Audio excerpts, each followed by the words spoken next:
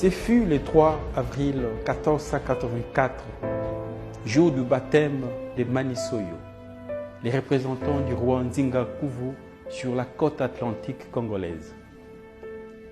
La cérémonie baptismale débuta par un grand feu sur la place centrale de Soyo. À la demande expresse des missionnaires baptistères portugais, Manisoyo ordonna que soient brûlées toutes les statuettes mystiques, tous les masques et bâtonnets sacrés, tous les colliers et bracelets bienfaiteurs, toutes les figurines protectrices, toutes les reliques de la spiritualité Congo. En un mot, au bûcher tous les saints frusquins qui symbolisaient l'ancestralité pluriséculaire Congo de l'Égypte pharaonique en Banzan Congo. Tout brûla.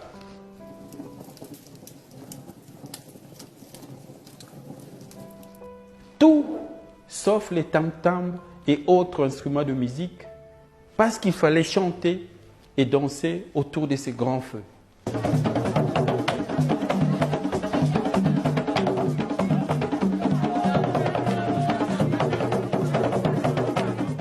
Ces jours-là, les conquistadors européens installèrent malicieusement la suprématie de leur civilisation dans tous les coins et recoins de nos consciences, après nous avoir suggéré l'incinération ontologique de notre civilisation. Dès le lendemain de ces cruels jours du 3 avril 1484, les Mapata, qui étaient les savants et les érudits du royaume Congo, sont brusquement devenus des sorciers. Les Nganga Kisi, qui étaient nos médecins d'alors, sont devenus des féticheurs. Les Nganga Nzambe, les Fumumpezo, qui étaient prêtres, chefs spirituels et responsables du kaolin sacré, sont devenus, du jour au lendemain, des satanistes.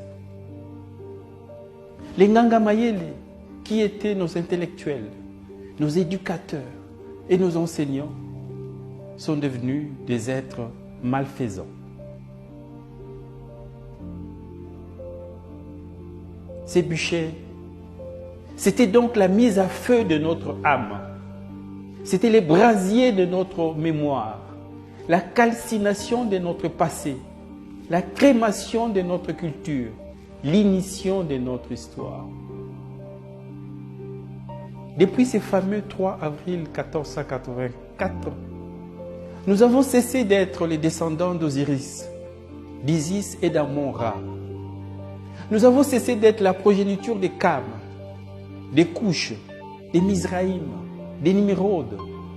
Depuis ces jours-là, nous avons cessé d'être les légateurs d'Akhenaton, des Toutankhamon, des Narmer, des Ramsès, des Pianki, d'Imhotep, des Terranéter, d'Alara, des Cadmos, des Saint-Maurice, des Kankamoussa, des Taharga, et j'en passe, et des meilleurs.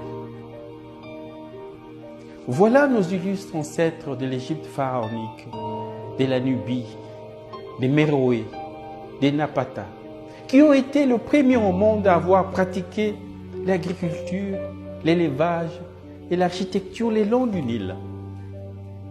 Ils ont écrit le premier texte sacré monothéiste de l'histoire humaine, ainsi que le texte des pyramides.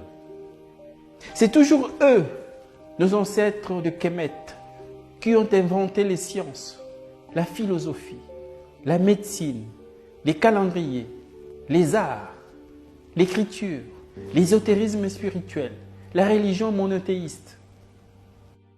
Dépouillés de notre ancestralité égyptienne et nubienne, nous voici devenus un peuple sans père, sans repère, sans mémoire, sans passé.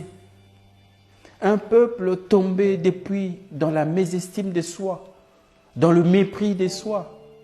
Or, manquer d'estime de soi et de confiance en soi, c'est se croire inférieur aux autres, c'est-à-dire devenir une proie facile pour l'esclavagisme.